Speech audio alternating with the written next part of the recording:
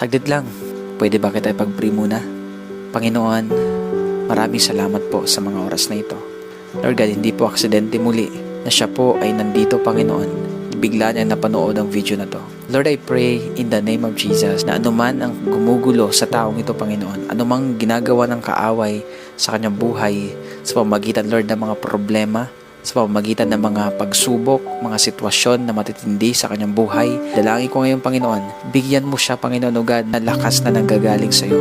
Ano man ang kanya pong dinadala sa mga oras na to, Panginoon. Lord, maaaring ang taong ito, wala po siyang ibang mapagsabihan sa sobrang bigat na kanyang nararamdaman. Maaaring ang taong ito ngayon, Panginoon, hindi po niya alam kung saan siya lalapit at kung ano po ang kanyang gagawin. Napatanong na siguro ang taong ito, Panginoon, na may Diyos kaya na nagmamahal sa akin?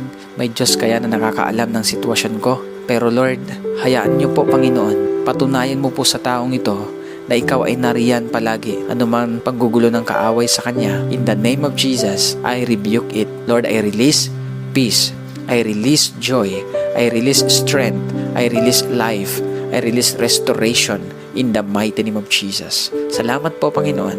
In Jesus' name, amen and amen.